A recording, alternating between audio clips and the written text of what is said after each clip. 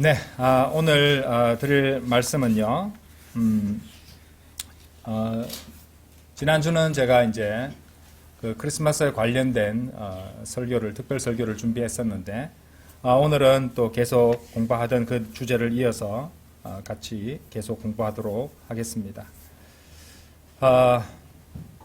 오늘 그런데 오늘 소제목을 하나 달았습니다. 소제목은 우리가 공부를 하면서 보시게 될 말씀에서 따왔는데요. 소제목은 우리의 날들을 계수하는 것을 우리에게 가르치소서. 좀 길죠? 소제목은 우리의 날들을 계수하는 것을 우리에게 가르치소서. 지금 성경 기록 속 숫자들에 대해서 공부하는 오늘 마지막 시간인데요. 또 오늘이 1월 1일 이제 2025년 새해를 맞이하는 첫 시간인 만큼 또 그것에 관한 설교도 겸해서 하도록 하겠습니다. 자, 오늘 드릴 말씀 이제 성경 기록 속 숫자들에 대해서 계속 공부하도록 하겠습니다. 소제목은 우리의 날들을 계수하는 것을 우리에게 가르치소서, 이런 제목으로 잡아봤습니다. 이제 저번 주에 이제 숫자 6까지 공부했으므로 이번 주는 숫자 5부터 공부하도록 하겠습니다. 이 숫자 5는요, 이 13이라는 숫자를 이제 내놓고 그 뜻이 가장 뚜렷하고 분명한 숫자라고 할 수 있는 그런 숫자가 되겠습니다. 그런데 우리나라 기독교 교계에는, 그리고 또 우리나라뿐만 아니라 뭐 다른 나라도 마찬가지겠지만은, 이 평균적인 이 기독교 학자들이나 목사들은 이 숫자 5를 먼저 이 은혜의 숫자라고 가르치고 또 그렇게 믿고 그렇게 설명을 하고 해석을 합니다. 그러니까 이제 그들이 얘기하는 이제 근거는 예수 그리스도의 몸에 난 상처의 개수가, 그러니까 상처의 부분이 5군데가 났다. 그리고 이제 예수님의 의복을 갖다가 로마 군인들이 나누잖아요. 그게 이제 총 5부분으로 나눠졌다. 뭐 이런 것들을 얘기하면서 숫자 5야말로 은혜의 숫자다, 이렇게 말하면서 감격해 하고 그렇게 합니다. 주님의 은혜에 대해서 감격해 하는 것은 아무 문제가 없습니다만은, 그것은 성경 기록에 나오는 이 숫자 5를 너무도 이렇게 편협하게, 이제 따지고 보면은 그 부지기수의 죽음들 가운데서 오직 예수 그리스도의 죽음 하나만 보고 거기서 이 5라는 숫자의 보편적인 뜻을 은혜로 규정한 것이나 다름이 없습니다. 그래서 숫자 5를 은혜로 설명하는 것은 참으로 부족한 생각이라고 할 수 있습니다. 그런데 또 알아야 될 것은 그 은혜가 될 수 있는 것조차도 죽음이 전제되었기 때문에 그렇게 우리가 이제 은혜를 받을 수 있다는 것이죠. 그래서 이제 이 죽음의 5라는 숫자는 우리가 이제 성경 구절들을 쭉 볼 것이고 여러 가지 증거들을 보게 될 것인데, 죽음을 의미하는 숫자가 맞습니다. 또 예수님께서도 이제 그분에 대해서, 자신에 대해서 말씀하실 때 죽음을 분명히 말씀하셨어요. 이 계시록, 요한계시록 1장 18절 한번 보십시오.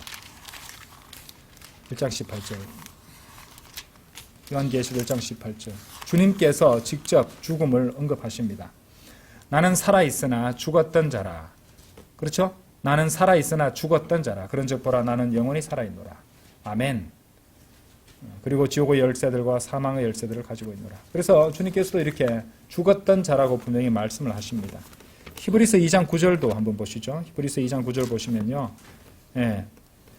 못 찾으신 분 들어보십시오. 그러나 우리가 예수님을 보나니 그분께서는 죽음의 순환을 당하시려고 천사들보다 조금 낮게 되셨고 영광과 존귀로 영광을 받으셨으니 하나님의 은혜로 그분께서 각 사람 모두를 위하여 죽음을 맛보려 하심이라. 그래서 예수님의 십자가 달리실 때 났던 상처들 5군데, 십자가에 달리시기 전에 그분의 의복이 5 몫으로 나뉘어져서 로마 군인들에게 이제 의해 취해졌다는 이런 것들은 이제 죽음과 연관해서 생각을 해야 된다는 게 맞습니다. 자, 몇 가지 이제 증거들을 보겠는데요. 먼저 세상 속의 증거들입니다. 성경과 관련 없는 이 세상 속의 증거도 5와 죽음이 연관되어 있다는 것을 아주 흥미롭게 찾아볼 수 있습니다. 여러분들 그 비행기 사고가 났을 때, 얼마 전에도 안타까운 사고가 났었는데, 그 항공기 기장이 이제 구조를 요청할 때 쓰는 표현이 메이데이입니다. 메이데이 하는데, 메이데이를 갖다 이렇게 띄어서 쓰시면요, 이제 메이가 5월입니다. 5월. 예, 메이가 5월이에요. 메이데이를 띄어서 쓰면은 메이데이는 이제 노동절이에요. 5월 1일인. 근데 메이데이를 갖다 붙여서 쓰시면은 이 구조 요청을 하는 이 신호가 된다는 것입니다. 그럼 하필이면 메이데이를 했을까? 예, 그렇죠? 왜 5월을 나타내는 메이라는 단어가 들어간 것을 썼을까? 그래서 이제 저도 궁금해서 한번 찾아봤더니 참으로 우연하게 그렇게 된 것이더라고요. 이것을 갖다 처음에 제안했던 사람이 런던 공항에 근무하는 그 프레드릭 스탠리 먹폴드라는 사람이었는데 이 사람이 무선 통신사였어요. 그래서 항공기나 선박들이 공용으로 쓸 수 있는 구조 신호를 만들자. 그런데 이제 그 당시에 이렇게 항공산업이 이제 완전히 발달하기 전에 초창기 시절에 대부분의 항공 통행량이 영국의 크로이든 공항하고 이 파리의 르브르제 공항에 몰려 있었는데 당시에는 이제 불어로 구조 신호가 통일되어 있었다고 해요. 그 불어로 이제 프랑스어 불어로 되어 있는 이 메데가 저는 불어를 전공하지 않아서 잘 모르지만 메데가 돕다라는 뜻이래요. 돕다. 그래서 메데 이렇게 하는 것이 이제 구조 신호 요청하는 불어였는데 이제 전 세계가 사용할 수 있는 공통된 구조 신호를 만들자라고 하는데 메데하고 가장 발음이 비슷한 것이 영어의 메이데이였다는 겁니다. 메이데이. 그래서 메이데이 해서 전 세계적인 기준인 구조 요청 신호, 항공기 선박의 구조 요청 신호로 그렇게 썼다는 것이죠. 우연이죠. 근데 우리가 아는 것은 우리의 우연은 하나님의 지도라는 겁니다. Our help is His map 이런 말이 있잖아요, 그죠? 그래서 역시 거기에도 하나님께서는 왜 하필이면 메이데이가 메데 이런 식으로 비슷한 발음이 되어서 하필이면 메이데이가 구조 요청 신호가 됐을까? 죽음을 앞두고 구해달라는 말이 바로 메이데이인데 이 메이는 우리가 쓰는 달력의 5번째 달 5월을 뜻하는 메이가 들어가 있습니다. 흥미롭죠? 또 무선에서 사용하는 조난 신호 SOS의 주파수도 놀랍게도 500kHz라고 합니다. 그리고 미국 이 해군에서 선박의 고장으로 배가 침몰할 것을 가리킬 때 쓰는 표현도 영어로는 Class 5 Damage라고 합니다. Class 5 Damage. 그러니까 클래스는 등급이나 계급이잖아요. 그러니까 이 5등급 손상 뭐 이 정도 되는데 우리말로 번역하자면 그렇습니다. 그러니까 5등급 수준의 손상을 갖다가 이제 Class 5 Damage. 이것은 거의 배를 버리고 탈출해야 되는 상황. 죽음을 잘못하면 죽을 수밖에 없는 그런 위급한 상황을 갖다가 Class 5 Damage라고 한다는 것이죠. 거기도 5가 사용되었다는 말입니다. 자, 성경 기록의 증거들도 많습니다. 성경 기록의 증거들은 더 확실하죠. 우리 출애굽기 27장 10절 한번 열어보십시오. 출애굽기 27장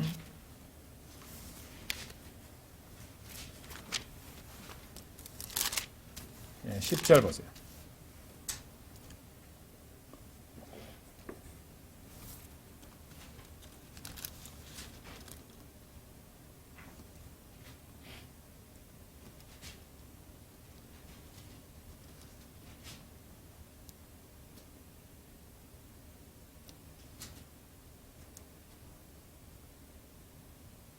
아, 1절 보겠습니다. 1절. 10절이 아니고요. 다음으로 너는 시팀 목재로 제단을 만들지니 5큐빗의 길이와 5큐빗의 너비로 제단이 정사각형이 되게 할지니라.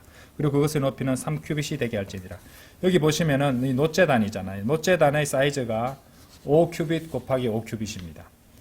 그렇죠? 그리고 이제 거기에 이제 이 희생제를 태우게 되는데 거기서 불 태워지는 어린 양은 은혜를 갖다가 보여주는 예표가 되겠지만은 이 놋제단은 지옥의 예표가 되거든요. 그렇죠? 그리고 그 영원히 타오르는 그런 불의 호수에 던져지는 것을 뭐라고 말합니까? 둘째 사망이라고 합니다. 죽음입니다. 둘째 죽음이라는 뜻이죠. 둘째 사망. 그래서 여기서도 5가 죽음을 의미한다는 것을 우리는 알 수가 있습니다. 둘째 사망은 계시록 20장 14절에 나오죠. 찾아보지는 않겠습니다. 자, 그리고 최초의 인간이 어디서 죽나요? 창세기 한번 열어보십시오. 최초의 인간인 최초 인간이 창세기 5장 열어보시면은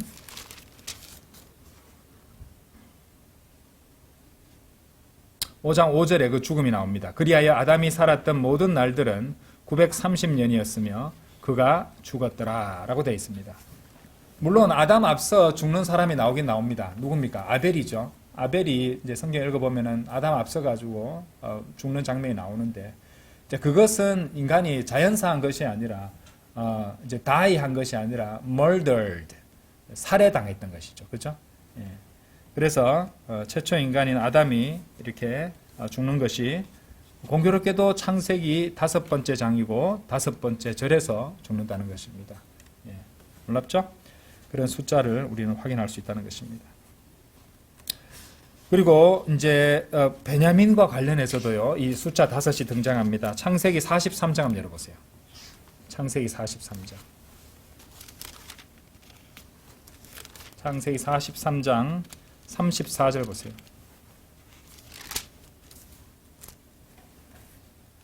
요셉이 베냐민을 챙겨주는 모습이죠. 그죠? 그리고 그가 자기 앞에서부터 접시에 담긴 음식들을 집어 그들에게 건넸더라. 그러나 베냐민의 접시에 담긴 음식은 그들 중 어떤 것보다 5배 더 많았더라. 이 베냐민이 얼마나 어릴 때부터 슬픔을 안고 태어난 이제 아들입니까? 또 그리고 요셉한테는 동생이고, 어머니 라헬이 베냐민을 낳다가 죽었어요. 그러니까 어릴 때 엄마의 사랑을 갖다가 제대로 받지도 못하고 자랐기 때문에 그런 짠함이 있겠죠. 그런 슬픔도 있었을 것이고, 이제 근데 하필이면은 5배 더 많았다고 이렇게 말하고 있습니다. 왜냐? 베냐민의 어머니가 베냐민을 낳으면서 죽었기 때문에 그렇게 생각할 수 있다는 것이죠. 45장 22절도 보세요. 그리고 그가 그들 모두에게 각 사람이 갈아입을 의상들을 주었더라. 그러나 그가 베냐민에게는 은화 300개와 갈아입을 의상 몇 벌을 주었다고 되어 있습니까? 5벌을 주었더라. 여기도 베냐민과 연관해서 5이 또 등장하는 그런 증거 구절이라고 볼 수 있습니다. 흥미롭죠? 예. 자, 우리가 창세기를 갖다 보시면은 5째 날이 되어서 생명이 지상에 나타납니다. 그 이유가 무엇일까요? 그 이유는 바로 예수 그리스도께서 4,000년이 지나서야 오셔서 죽으시기 때문에 그렇다는 것이죠. 그렇죠? 예, 5째 날에 생명이 나타날 수 있는 것은 그리스도께서 죽으시기 때문에 그렇게 될 수 있다는 말입니다. 무슨 말이냐? 베드로후서 3장 8절에서 보듯이 이 하나님께는 하루가 1000년 같고 이 1000년이 하루 같다는 그 원리에 의하면 그렇다는 것이죠. 그래서 예수님께서는 이 창세기 이제 창조와 연관해서 볼 때 4일이 지나고 4,000년이 지난 것이죠. 5째 날에 죽으셨기 때문에 그때 생명이 나타날 수 있었다는 것이죠. 자, 그 자신을 가리켜서 하셨던 말씀에 왜 이 말씀을 하셨을까 한번 묵상해 보십시오. 요한복음 12장 24절 보세요. 주님이 오셔서 죽으셔야지 생명이 나타난다는 것을 또 보여준다는 것이죠. 요한복음 12장 24절 보세요. 진실로 진실로 내가 너희에게 말하노니 한 알의 밀이 토양 속에 떨어져 죽지 아니하면. 저는 이 말씀 읽을 때마다 씨앗이 이제 더 자라고 이제 뿌리 내리고 자라기 위해서 더욱더 생생하게 살아나기 위해서 심는 것인데 왜 주님은 토양 속에 떨어져 밀알이 죽는다고 말씀하셨을까? 이제 처음에 그렇게 생각하신 적이 있었는데 이것이 다 의도적으로 그래 하신 말씀이죠. 그렇죠? 주님께서 우리를 위해서 죽음을 맛보셨다고 했잖아요, 아까. 그렇죠? 그래서 한 알의 밀이 토양 속에 떨어져 죽지 아니하면 그것은 홀로 거하느니라. 그러나 만일 그것이 죽는다면 그것은 많은 열매를 내느니라 라고 말씀하신다는 것입니다. 이 사무엘기 하에도요, 이 5과 죽음의 관계를 아주 분명하게 보여주는 대목이 나옵니다.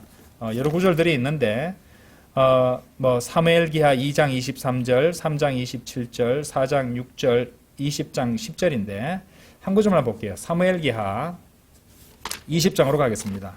사무엘기하 20장 10절입니다. 사무엘기하 20장 10절.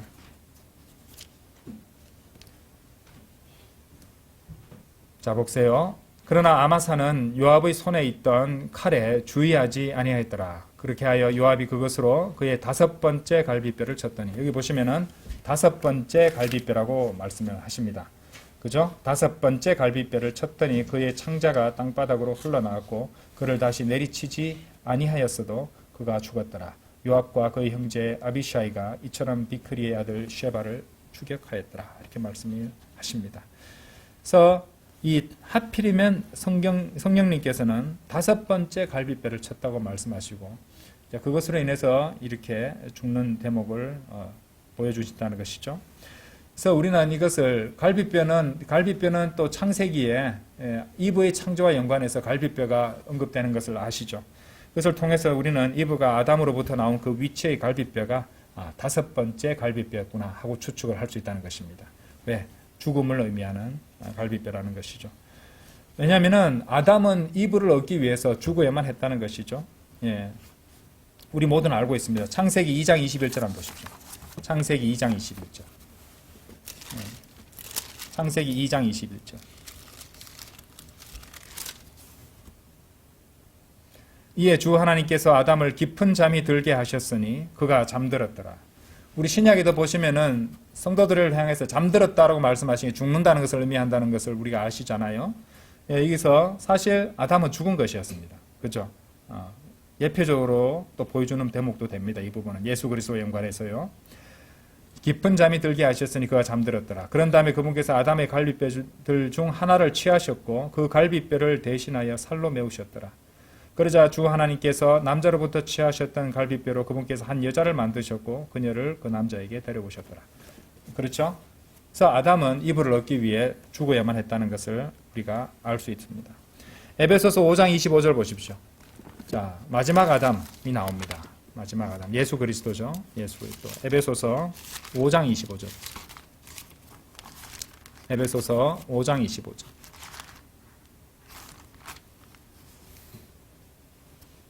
남편들아 너희 아내들을 사랑할지니 곧 그리스도께서도 교회를 사랑하시어 교회를 위하여 자신을 주셨던 것 같이 사랑하라. 죽으셨다는 말이죠. 우리 교회를 위해서, 여러분들을 위해서 죽으셨다는 것입니다. 자, 그래서 5번째 아담의 갈비뼈는 5번째 갈비뼈였겠구나. 우리가 성경 기록들을 통해서 합리적으로 추측할 수 있다는 말입니다. 이 마태복음 14장 17절 한번 보십시오. 마태복음 14장 17절. 마태복음 14장 17절.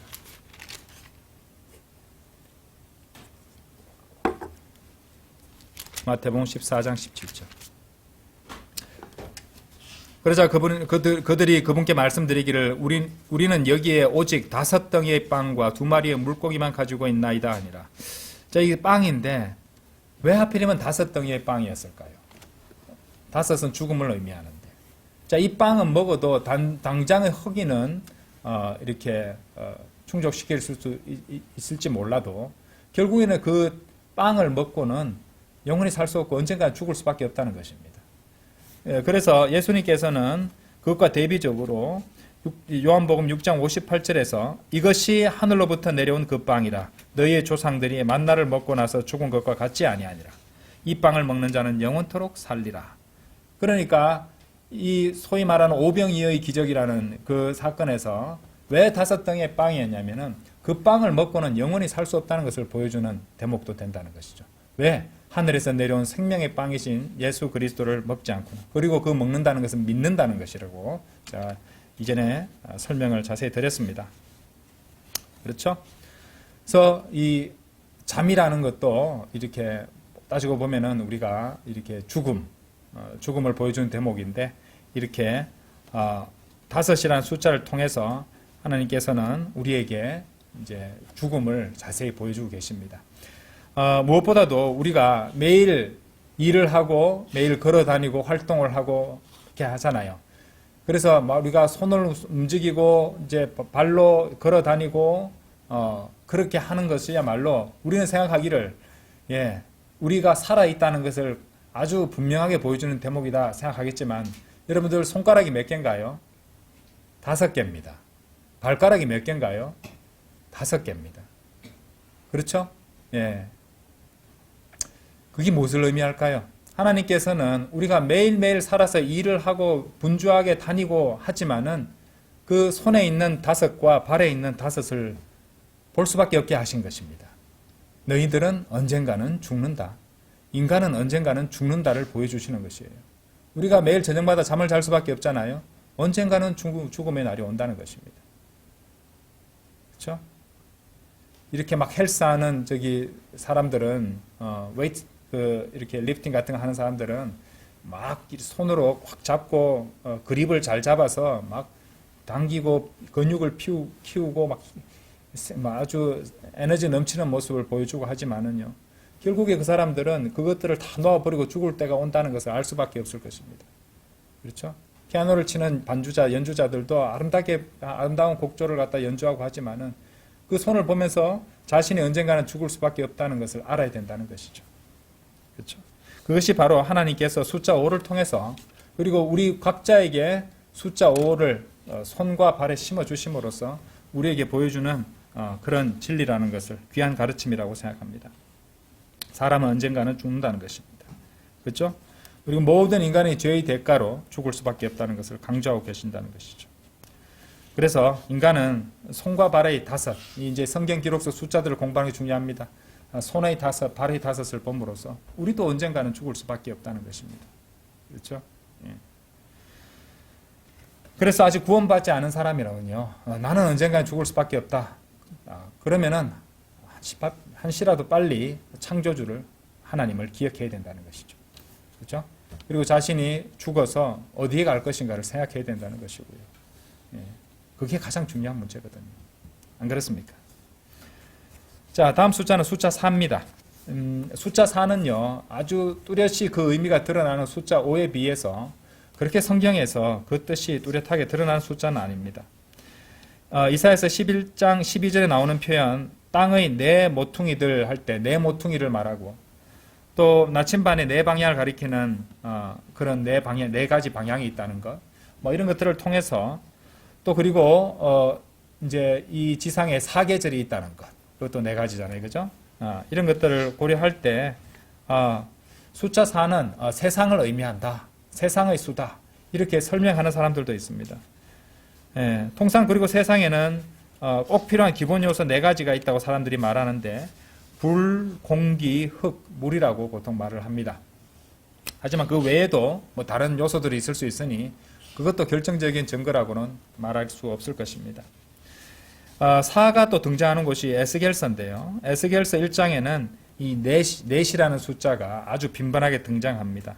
타락한 그룹 외에 나머지 4그룹이 이제 지상의 생물들인 창조물을 대표하는 것. 저번에 우리가 이제 자세히 공부를 했었습니다. 기억나시죠? 예. 그래서 거기 나오는 얼굴을 통해서 또 사람, 사자, 소, 독수리 이런 것들이 이제 나타내는 창조들의 대표하는 부류들이 있다고 공부를 했었습니다. 그래서 그런 거 보면은 이제 숫자 4는 세상을 나타낼 수도 있고 또 세상의 창조물을 나타낸다 말할 수도 있을 것입니다. 이제 그 정도만 우리가 생각할 수 있지 뭐 숫자 넷에 대해서는 뚜렷하게 설명할 부분은 없을 것 같습니다. 숫자 3으로 넘어갈게요. 자, 숫자 3은요. 셋은 뭐니 해도 삼위일체입니다. 삼위일체를 의미한다고 볼 수 있습니다. 우리가 이제 이어서 계속 보겠지만은 하나는 일치를 의미한다. 일치나 연합을 의미한다면은 둘은 분리를 의미하잖아요. 그런데 셋은 이제 하나와 둘이 합쳐진 것이니까 삼중적인 속성을 지닌다. 이렇게 볼 수 있을 것입니다. 그래서 예수님께서는 삼위일체 안에서 그분의 공생의 사역에 나타내는 이 공관복음 복음서들을 읽어보면은 하나님과 아버지와 함께 짝을 이루시기도 하고 또 삼위일체 가운데서 한 분으로서 육신을 입고 오셔서 죽으시고 부활하시는, 왜냐하면 성령님과 하나님은 죽으시지 않으시니까요. 그죠? 예, 그런 부분도 나타날 수 있습니다. 그런데 우리 인간도 삼중 구조로 이루어져 있습니다. 우리가 그렇게 그분들의 이제 형상을 따라서 창조가 되었기 때문에 자, 데살로니가 전서 성경 보시겠습니다. 데살로니가 전서 5장 데살로니가 전서 5장 23절. 그리고 화평의 바로 그 하나님께서 너희를 온전히 성결하게 구별시키시기를 기원하노라. 그리하여 우리 주 예수 그리스도의 오심까지 너희의 온 영과 혼과 몸이 비난받을 것 없이 보존되기를 내가 하나님께 기도하노라. 그래서 인간은 삼중구조, 영, 혼, 몸으로 그렇게 구성되어 있다는 것을 우리가 알 수 있습니다. 그렇죠?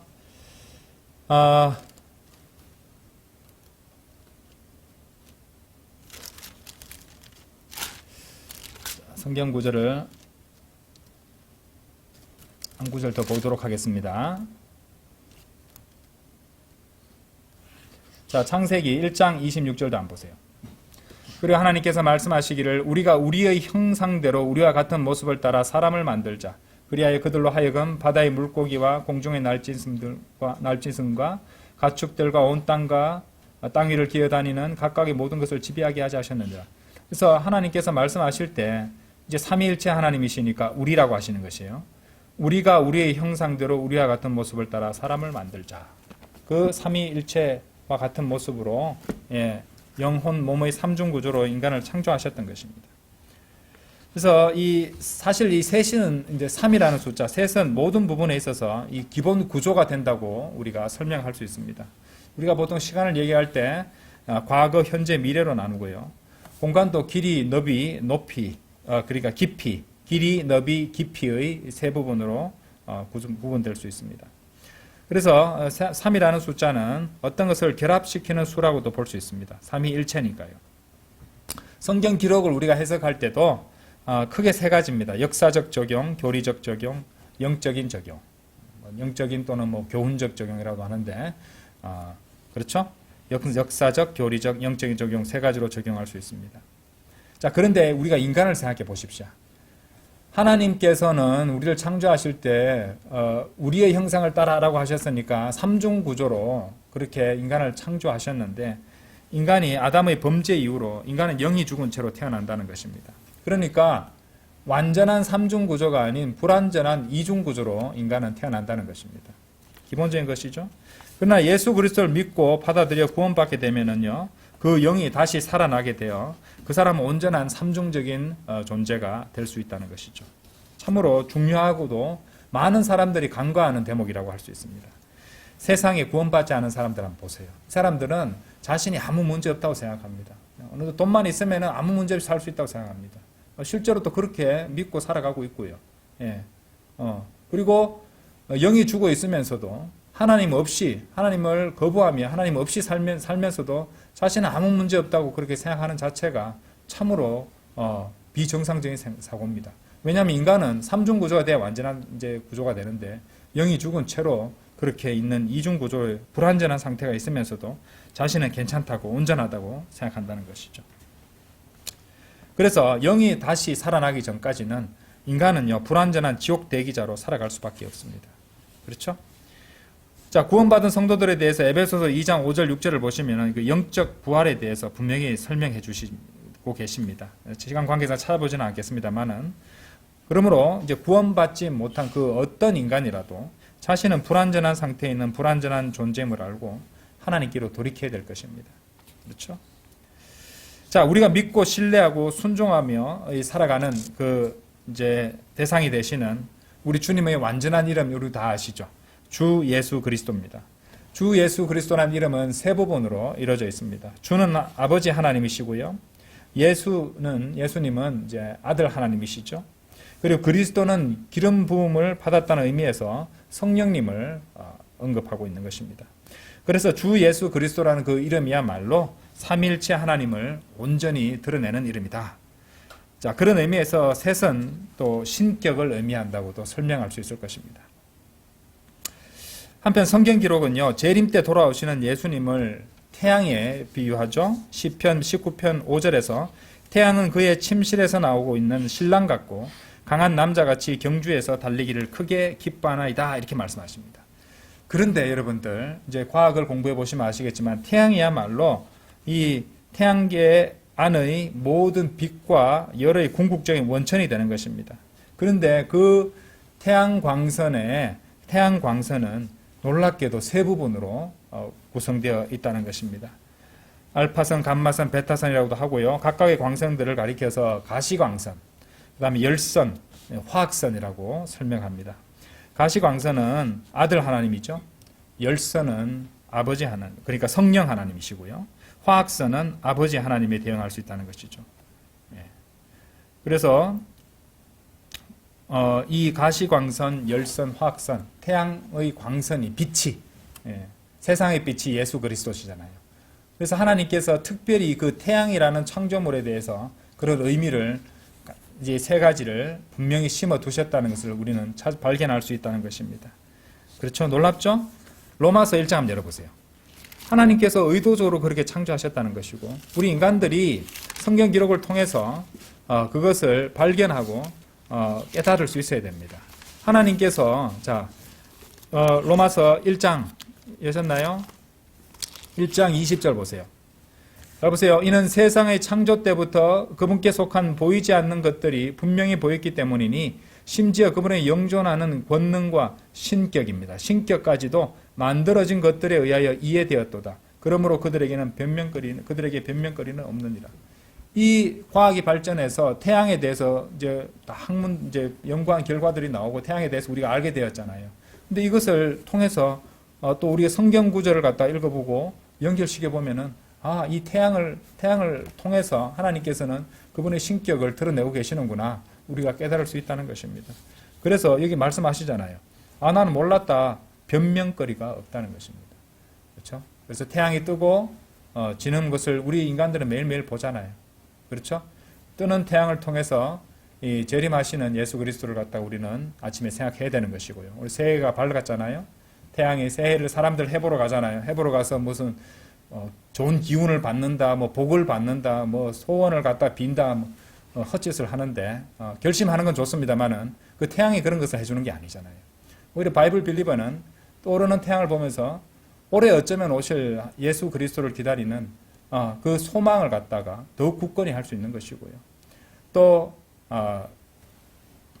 지는 해를 보면서 붉게 물드는 노를 보면서 우리를 위해서 피 흘려 죽어주신 예수 그리스도의 은혜와 사랑을 다시 한번 되새길 수 있다는 것입니다. 그것이 바로 이 자연물들을 보면서 우리 바이블 빌리버들이 해야 되는 그런 부분들이라고 말할 수 있겠습니다.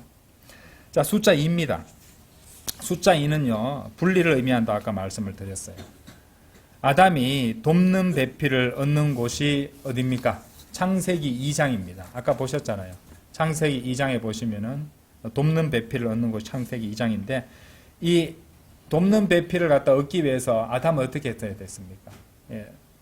하나님께서 완전히 아무 상처도 없고 단일체인 아담의 옆구리를 열어서 이제 갈비뼈를 갖다가 하나 취하셔야 했잖아요. 그래서 자신의 몸이 손상을 입었습니다. 그리고 거기서 한 여인이 나오게 되었고 둘이 되었다는 것이죠. 그래서 둘은 그런 의미를 지니고 있습니다. 아모스서 3장 3절은요. 두 사람이 동의하지 않고서 그들이 동행할 수 있겠느냐 이렇게 말씀하시죠. 두 사람이 나와요. 두 사람이 동의하지 않고서 그들이 동행할 수 있겠느냐 이렇게 말씀하십니다. 자, 전도서 4장도 한번 열어보시죠. 이건 보겠습니다. 전도서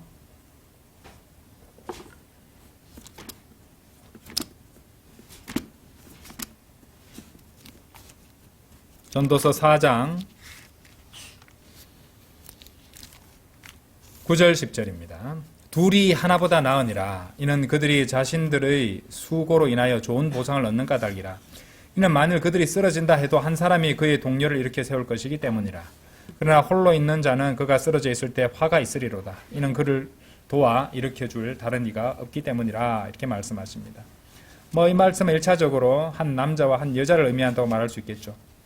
그런데 우리가 아까 아모스서 말씀도 마찬가지로 우리가 갖고 있는 의미를 이제 우리가 생각해 볼 때 아모스 3장 3절 말씀 말입니다. 비록 둘이지만 하나가 되고 분리가 없어야 된다는 것을 가리키고 있는 말씀들이라고 볼 수 있습니다. 그리고 그것이 성경적이죠. 그런 것을 알아야 된다는 것입니다. 어쨌든 둘은 분리를 의미한다는 것입니다. 소돔으로부터 롯을 분리시키기 위해서 보내어진 천사들의 수가 2명이었어요. 그렇죠? 천사가 2명이 와서 도시 밖으로 롯을 끌어냈죠? 그 롯을 따라온 사람도 있고 오지 않은 사람도 있었습니다. 오다가 뒤돌아봐가 돌이 된 사람, 소금 기둥이 돼버리는 아내도 있었고요. 어쨌든 그것을 통해서 롯의 가족이 두 부분으로 분리가 되었다는 것이고, 또 롯에게는 함께 나온 딸이 둘 있었습니다. 그렇죠? 이런 둘이라는 숫자가 롯을 통해서도 분리라는 의미를 잘 보여주고 있다는 것이죠. 자, 주님께서 다시 돌아오실 때, 재림하실 때 올리브산은 둘로 갈라지게 될 것입니다. 스가랴서 14장 4절에 나온다는 것이죠. 확실히 둘은 분리의 의미를 담고 있다, 우리는 말할 수 있다는 것이죠. 자, 둘과 연관해서 창세기 1장 16절도 보겠습니다. 창세기 1장 16절. 네. 이제 앞으로는 성경 구절 읽을 때 좀 더 꼼꼼하게 보시게 될 겁니다. 숫자에도 좀 더 주목하게 될 것이고요. 그리고 하나님께서 두 개의 커다란 빛들을 만드셔서 보다 커다란 빛은 낮을 주관하게 하시고, 태양이죠. 보다 작은 빛은 밤을 주관하게 하셨더라. 그분께서 별들도 만드셨더라. 자, 이렇게 크게 태양과 달을 이제 주로 언급하고 계시는, 별도 뒤에 나오지만은 그 태양과 달에 대해서 주로 언급하는 말씀이 16절 말씀인데요. 왜 그렇게 하셨냐면은 18절에 그 이유가 나옵니다. 낮을 주관하게 하시고 밤을 주관하게 하시며 뭐라고 나오십니까? 어둠에서 빛을 나누게 하셨더라. 어둠과 빛을 분리하기 위해서 그런 두 광명을 만드셨다는 것이죠. 빛을 만드셨다는 것입니다. 두 개의 커다란 빛들을 만드신 이유는 바로 어둠에서 빛을 나누게 하심이었다. 어둠에서 빛을 나누게 하심이 그 목적이었다는 것이죠. 그처럼 하나가 연합이고 일치라면요, 둘은 분리를 의미한다는 것을 우리는 창세기에서도 확인할 수 있다는 것이죠. 자, 드디어 우리가 13부터 시작했습니다. 13부터 카운트다운해서 이제 숫자 1까지 도달했습니다. 숫자 1은 분명하죠. 하나는 이제 일치, 연합, 안정 이런 것들을 의미한다고 할 수 있어요. 자, 성경에서 하나가 등장하는 최초로 등장하는 곳이 창세기 1장 9절입니다. 1장 9절. 그리고 하나님께서 말씀하시기를 하늘 아래의 물들은 한 곳으로 함께 모이라라고 하시잖아요. 그죠? 여기 보면 one place 할 때 one이 나왔습니다. 그죠? 그래요. 다른 마른 육지는 드러나라 하셨느니라. 그러자 그것이 그렇게 되었느니라 이렇게 말씀하십니다. 자, 이 하나라는 것, one이라는 것은 성경에 보시면요, 많은 용례들이 나옵니다. 그렇죠? 여러 가지 용례들이 있지만요, 중요한 거 몇 가지만 보겠습니다. 신명기 6장 4절 보겠습니다. 신명기 6장 4절. 오 이스라엘아 들으라, 우리 하나님께서는 뭐라고 되어 있습니까? 유일하신 주로다. 그래서 Our God is one Lord라고 되어 있습니다. 유일하신, 킹제임 성경에 유일하신으로 된 부분이 영어로는 one입니다. one. 그렇죠? 유일하신 주로다. 그래서 조금 전 논의했던 이 삼위일체를 고려할 때, 이 유일하신이라는 그 one의 뜻은요, 어떤 단순히 단일 개체를 의미하는 것이 아니라 복수이면서도 연합된 하나의 개체, 그리고 다른 것들과 구분되는 그런 어떤 연합된 하나의 개체를 의미한다. 이렇게 설명할 수 있을 것입니다. 자, 그리고 하나가 연합을 의미한다는 것은 또 창세기 11장 한번 가보시죠. 창세기 11장이 이제 우리가 보통 한 마음이 된다 이런 것도 연합이잖아요. 그죠? 마찬가지입니다. 창세기 11장 6절 보세요. 그러고 나서 주께서 이같이 말씀하셨느니라. 보라, 백성이 하나요. 연합을 했다는 말입니다. 그들 모두 하나의 언어를 가지고 있기에 그들이 이 일을 하기 시작하였도다. 그런즉 이제 그들이 하려고 구상해 온 것은 아무것도 저지되지 않을 것이라. 그래서 언어를 갖다 혼란스럽게 했잖아요. 그렇죠? 그런데 이제 지금 이 세상은 이 통역이라든지 또 영어가 세계어가 됐고요. 또 그것이 영어가 잘 안 되는 사람이라 할지라도 여러 가지 디바이스를 통해서 전혀 크게 어려움 없이 의사소통을 할 수 있는 시대에 도래해버렸습니다. 스마트폰 다 들고 있으니까요. 애플리케이션 이용해서 전혀 모르는 언어라도 가서 이렇게 탁 찍으면은 사진이 우리말로 이제 사진 속의 글자가 바뀌고 또 어플을 이용해서 실시간으로 통역도 되는 시대에 살고 있습니다. 그래서 이제 점점점 적그리스도의 출현이 이제 가까워지고 있다. 우리가 이것을 감지할 수 있다는 것이죠. 자, 그래서 하나라는 숫자는 연합과 연합된 힘을 의미한다고 볼 수 있습니다. 자, 좋은 의미에서 하나가 되는 거 한번 볼까요? 에베소서 4장 한번 보십시오. 에베소서 4장. 우리가 이루어야 되는 것들이죠. 에베소서 4장.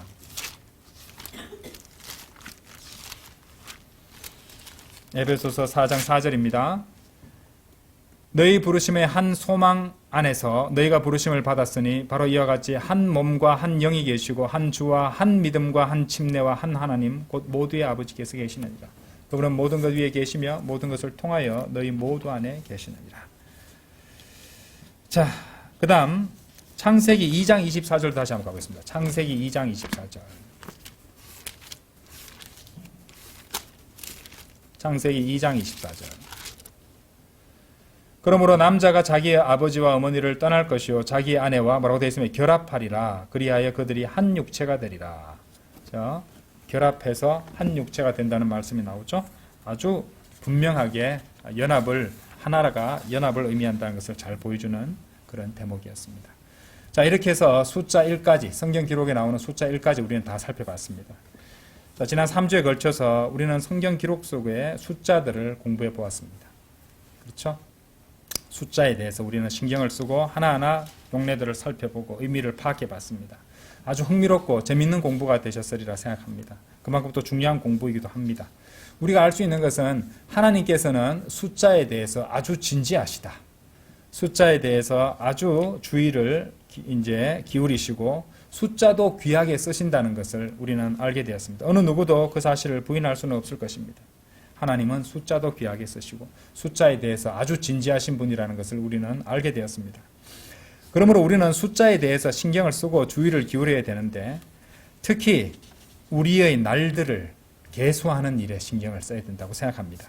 자, 시편 90편 한번 열어보세요. 시편 90편. 자, 그 3주간 해왔던 성경 기록 속 숫자들을 공부한 것에 이제 끝에서 제가 드리는 결론입니다. 무엇하러 이렇게 숫자들을 가지고 공부했느냐? 핵심은 이겁니다. 시편 90편 12절. 그렇기에 우리의 날들을 계수하는 것을 우리에게 가르치소서. 이는 우리가 우리의 마음을 지혜에 몰두하게 하려 함이니이다. 저는 이 모퉁이돌 침례교회 모든 성도들에게 올해 하나님께서 주시는 이 말씀이 바로 이 구절이 되었으면 좋겠습니다.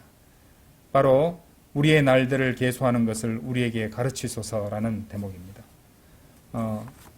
계획을 한 적이 없었는데 성경 기록을 공부하고 끝으로 치달으면서 해가 바뀌게 되었는데 바로 이 말씀이야말로 우리가 새해 첫날에 생각해 봐야 될 말씀이 아닐 수 없습니다. 그 12절에 보시면요. So teach us to number our days 라고 되어 있습니다. Number our days. 우리의 날들을 넘버링 하는 것, 센다는 겁니다. 그렇죠? 우리가 넘버들을 공부했잖아요. 숫자들을 공부했는데 결론이 바로 여기에 담겨 있다는 것입니다. 그래서 우리 모든 성도들이 주님을 위해서 주님의 뜻 가운데서 살아가는 그 날들을 세는 일에 있어서 더더욱 우리는 주의를 기울이고 관심을 가지고 있어야 된다. 이 말입니다. 왜냐하면 우리의 날들은요, 성경 기록을 보시면은, 그 우리 날 그 자체가, 실제로 우리 하기에 따라서 짧아질 수도 있고, 길어질 수도 있다는 것입니다. 전도서 7장 17절에서는 너는 지나치게 사악하게 되지도 말고 어리석게 되지도 말라. 어찌하여 네가 너의 때가 되기 전에 죽으려 하느냐. 하나님께서는 그렇게 악한 자를 자신의 그 명수보다 더 짧게 만드실 수도 있습니다. 이사야서 38장 5절에서 가서 히스키야에게 말하라. 주 곧 너의 조상 다윗의 하나님이 같이 말하노라. 내가 너의 기도를 들었고 내가 너의 눈물들을 보았노라. 보라, 내가 너의 날들에 15년을 더하겠노라. 그래서 하나님께서 어떤 사람은 늘려주시기도 합니다. 물론 히스키야의 경우는 자세한 내용을 공부해 보시면 알겠지만 오히려 하나님께서 그 정하신 그만 사는 게 그 사람한테도 그 사람이나 이스라엘 민족에겐 좋았던 일이지만은 어쨌든 하나님께서는 우리의 날들을 늘릴 수도 있고 또 짧게 하실 수도 있다는 것입니다. 그렇기 때문에 우리는 주님의 뜻 가운데서 주님의 뜻을 행하고 그분과 교제하고 동행하며 살아가는 날들을 세어서 주님께 드릴 수 있어야 됩니다. 그런 경지에서 볼 때 하나님을 알지도 못하고 또 하나님을 거부하는 자들의 삶은 그들의 날들은 하나님 앞에서는 따지고 보면 없는 것이나 다름없다고 알 수 있습니다. 우리 성경을 공부해 보시면 하나님께서는 이스라엘의 역사를 계수하시고 세실 때, 이 연도를 세실 때 이스라엘이 이제 이교도들에게 배교해서 이교도들에게 지배당했던 그런 기간 동안은 의도적으로 빼시는 것을 우리가 성경 기록을 통해서 알 수 있거든요. 그것을 우리가 영적으로 적용해 보면요, 우리가 하나님을 거부하고 하나님 없이 살아왔던 그 날들은 하나님 앞에서는 없는 거나 다름없습니다. 시편 39편 5절에서는요, 보소서 당신께서 저의 날들을 손에 너비만큼 되게 하셨나이다. 그런즉 저의 세월은 당신 앞에 없는 것 같나이다. 진실로 자신의 가장 좋은 상태에 있는 모든 사람이 저마다 전부 헛될 뿐이니이다. 셀라. 구원받지 않은 사람들의 날들은 하나님 앞에는 없는 것이나 다름없다는 것이죠. 우리는 구원받는 성도들의 구원받고 나서 주님의 뜻 가운데서 주님을 위해서 살아간 날들은 하나님 앞에서 계수된 바가 될 수 있다는 말입니다. 그래서 여러분들의 숫자, 여러분의 넘버는 어떤 넘버인지 생각해 보십시오. 자, 세상에 있는 모든 것들이 사라질 것이므로 돈이나 헛된 명예를 좇아서 헛된 일들에 분주하고 분망하기보다는 영원히 남을 것들에 목표를 둬야 하지 않겠습니까, 여러분들? 쉽게 말해서 우리 그리스도인들의 목표는요, 뭐가 될까요? 우리 그리스도인의 목표는 한마디로 주 예수 그리스도가 되어야 됩니다. 우리의 목표는, 그리스도인의 목표는 그리스도가 되어야 됩니다. 안 그렇습니까? 우리가 그리스도인이니까 그렇게 되어야 된다는 것입니다. 왜냐하면 우리 안에 사시는 분이 그리스도시고 우리는 그리스도의 생명으로 살아가는 사람들이기 때문에 최대한 그리스도를 목표로 삼는 것이 우리에게는 정확한 목표가 된다는 것입니다. 빌립보서 1장 21절에서 이는 내게는 사는 것이 그리스도요 죽는 것이 이득이기 때문이라 라고 말씀하십니다. 자, 갈라디아서 2장 20절은 직접 펼쳐서 같이 보도록 하십시다. 갈라디아서 2장 20절. 갈라디아서 2장 20절.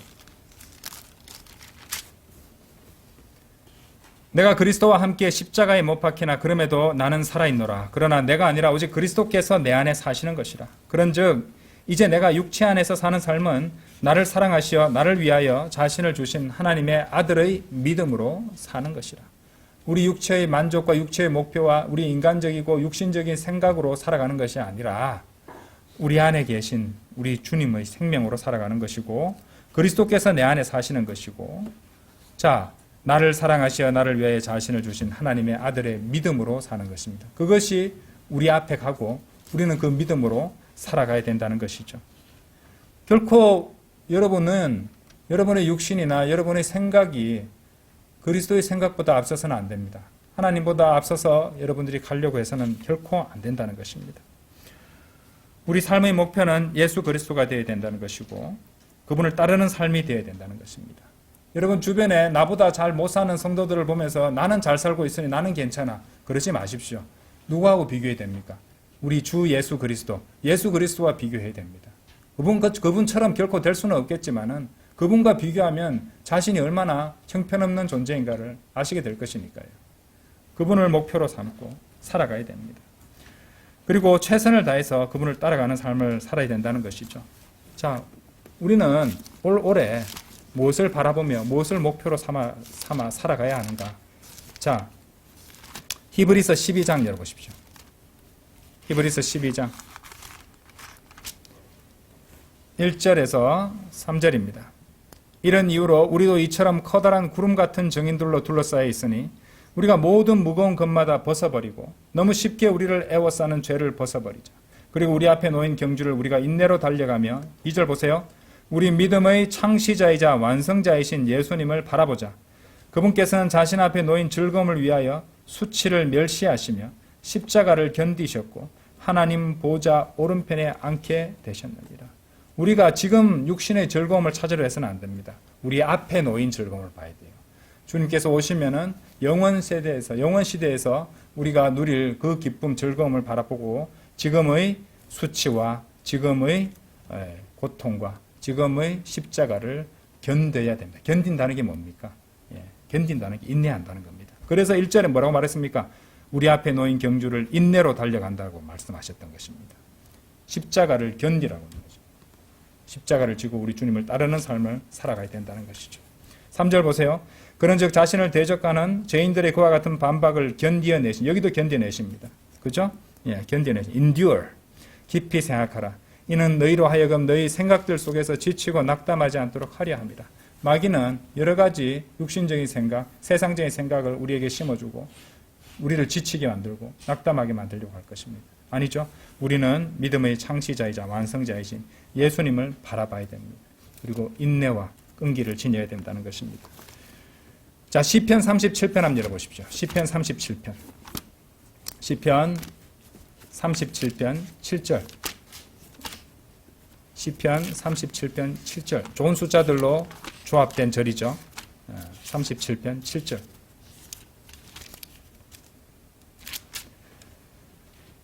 주 안에서 쉬고, 그 다음 뭐라고 나옵니까? 인내하며 그분을 기다리라. 자신의 길 가운데 번영하는 자로 인하여 사악한 계책들을 실현한 사람으로 인하여 스스로 안달하지 말라. 이제 25년에는요, 우리 눈에도 참으로 걱정스럽고 감당하기 힘든 일들로 생겨날 수 있다고 생각합니다. 그리고 악인들이 도체 횡행하는 모습을 우리는 보게 될 것입니다. 그런데 성경 말씀은 주 안에서 쉬고 인내하라고 말씀하십니다. 주 안에서 쉰다는 말은요, rest in the Lord. 주님을 신뢰하는 겁니다. 주님 안에서 평안을 갖다 누리라는 겁니다. 어떤 일이 있어도 평안을 누리는 것은, 주님 안에서 쉬는 것은 우리 앞에 아무 문제가 없는 것이 아니에요. 어떤 일이 생겨나도 우리는 주님께 닻을 내리고 주님을 신뢰하면서 견딜 수 있다는 겁니다. 그리고 어떻게 하라고 말씀하십니까? 우리 육신을 입고 이 세상 살아가잖아요. 인내해야 됩니다. 인내할 일들이 생길 것이고 마음을 먹으십시오. 올해는 인내하며, 그리고 어떻게 해야 됩니까? 그분을 기다립니다. 우리가 앞서서 가서는 안 됩니다. 내가 알아서 할게 하고 가버리면 안 됩니다. 그분을 기다려야 된다는 것입니다. 이것이 올해 우리가 가져야 할 마음가짐이 돼야 된다는 것이죠. 자, 우리가 구원받은 것은 우리의 공로가 아니었죠. 우리 안에서 일하시는 분이 있습니다. 그리고 주님께서 우리 안에서 하기 때문에 우리는 주님께서 일하시는 것이 우리의 구원이 밖으로 드러나도록 살아가야 된다는 것이죠. 그렇죠? 이미 이루어진 구원이 밖으로도 드러나도록 살아가야 된다는 것. 우리가 시간이 없습니다만 빌립보서 2장 12절에서 우리는 그것을 공부한 적이 있습니다. 주님께서 우리 안에서 일하시는데 그것을 방해하는 것은 우리 육신입니다. 우리 육신이 그분을 방해해서는 안 된다는 것이죠. 우리 안에서 이루어진 그 구원을 나타내고 드러나는 삶을 살아가십시다. 자, 그래서 아까도 말씀드렸듯이 올해 2025년 특히 염두에 두고 있어야 될 것은 주님을 기다리며 인내하고 끈기 있게 노력하는 자세와 태도입니다. 우리 앞에 어떤 시련이 몰려온다 할지라도, 또 너무도 힘들어서 포기하고 싶어질 때가 찾아온다 할지라도 우리는 인내와 끈기로서 끝까지 주님 곁에 굳세게 믿음으로 붙어 있어야 되겠습니다. 끈기가 어떤 것입니까? 아무리 힘들고 아무리 어떻게 방법이 안 보이는 것 같아서 너무 낙심된다 할지라도 포기하지 않고, 그리고 주님보다 앞서가지 않으면서 주님께 기도하고 주님의 뜻을 구하면서 끝까지 버티는 그런 자세입니다. 노력하는 자세입니다. 여러분들 작년에 한번 돌아보십시오. 끝까지 버티고 노력하면서 주님의 뜻을 기다리고 주님께 순종해야 되는데 그거 참지 못하고 성급하게 일을 그르친 적이 얼마나 많았습니까? 저는 많았습니다. 주님께 회개했습니다. 여러분들도 그렇게 하셔야 됩니다. 오늘 한 해의 날들은 주님께서 인정하시는 그런 나날들로 계수될 수 있도록 하십시다. 그러기 위해서는요, 늘 하는 말씀입니다. 말씀과 기도와 인내와 끈기로 살아가야 됩니다. 말씀과 기도. 매일매일 뜨겁게 기도하고 말씀을 바르게 나누어서 공부하고 우리 안에서 이루어진 구원을 우리 밖으로 나타내고 드러내며 살아가는 것입니다. 그것이 그리스도의 생명으로 주님을 위해 살아가는 방법입니다. 그리고 그런 날들이 늘어날수록 그런 날들의 총수가 주님 앞에서 우리 각자에게 가장 의미 있는 숫자들로 계수되게 될 것입니다. 그래서 올 한 해는 여러분들 키워드는 두 가지입니다. 인내와 끈기. 주님 안에서 인내와 끈기. 주님 안에서 쉬고 인내하는 그런 한 해가 되기를 간절히 바라고 원합니다. 다 같이 기도드리겠습니다. 고마우신 아버지 하나님, 주님께서 인도해 주신 대로 우리들은 성경의 기록 속에 숫자들을 공부하다가 결국 우리의 날들을 계수하는 법을 알게 되었습니다. 이것을 우리는 절대로 잊지 않고 나의 하루가 주님 앞에 계수된 바 된 하루가 될 것인지, 아니면 멸망하는 죄인들이 헛되게 보낸 그런 날들로서 주님 앞에 없는 날처럼 될 것인지를 판단을 해야 되고요. 올 한 해 우리 앞에 펼쳐진 그 나날들을 아버지 하나님 주님 앞에 계수된 바가 되는 그런 나날들로 채워지게 하여 주시옵소서. 우리 성도들 각자가 그 믿음의 크기도 다르고 또 여러 가지 주어진 상황도 다릅니다만 주님을 사랑하고 하나님 말씀에 순종하며 주님을 따르고자 하는 결심은 누구나 마찬가지일 것입니다. 아버지 하나님, 올 한 해에 우리가 가진 이 결심들을 결코 잊지 아니하고 올 한 해가 끝날 때까지, 어쩌면 올해 주님이 오실 터인데 주님 오시는 그날까지 우리 성도들 굳센 믿음으로 견디며 승리할 때까지 주님께서 끝까지 이끌어 주시기를 간구드립니다. 아버지 하나님, 또 우리 교회 모든 성도들 눈동자처럼 늘 지켜주시고 또 교회를 이끌어 가시는 목사님 또 건강과 지혜와 힘을 더해 주시고 주님을 위해서 하는 모든 사역들에 주님께서 지혜 주시고 이끌어 주셔서 주님께 영광이 더욱더 더해지는 한 해가 되도록 도와주시옵소서. 각 가정에서 자주 꿇는 무릎으로 기도하는 기도 제목들 주님께서 경청하여 주시고 주님의 뜻 가운데서 주님께서 원하시는 때에 이루어지도록 주님 인도하여 주시옵소서. 또 우리 교회에 있는 어린 자녀들, 청소년들 세상에 물들지 아니하고 바른 하나님의 말씀으로 잘 양육받아 주님께서 원하시는 하나님의 사람들로 성장하도록 도와주시고 직장에서 근무하고 사업하는 형제 자매들도 주님께서 늘 기억하여 주시기를 간구드립니다. 먼 곳에 있으면서 온라인으로 참가하고 또 우리를 교회를 위해서 기도하고 또 지원하는 그 손길들 항상 기억하여 주셔서 주님께서 잘 보호해 주시고 또 복을 내려 주시기를 간구드립니다. 아버지 하나님, 우리 민족에게 표준 킹제임스 성경을 주셨으므로 올 한 해에는 더욱더 이 성경이, 이 귀한 하나님의 말씀이 이 민족에게 전해줄 수 있도록 해주시고 늘 수고하는 윤경은 목사님 내외도 주님께서 굳건하게 잡아주시고 보호해 주시기를 또 건강 주시기를 간구드립니다. 아버지 하나님, 또 오늘 수요 기도를 마치고 각자 처소로 돌아갑니다. 돌아가는 발걸음 안전하게 지켜 보호해 주시고 다시 만날 때까지 주님 늘 동행해 주시옵소서. 우리 모든 성도들의 하루하루가 주님 앞에 계수되는 주님을 위해 살아가는 하루하루가 되도록 주님께서 늘 깨우쳐 주시고 이끌어 주시옵소서. 모든 말씀 이제 곧 다시 오셔서 저희를 데려가 주실 위대하신 우리 주 예수 그리스도 이름 받들어 감사함으로 기도드렸습니다. 아멘.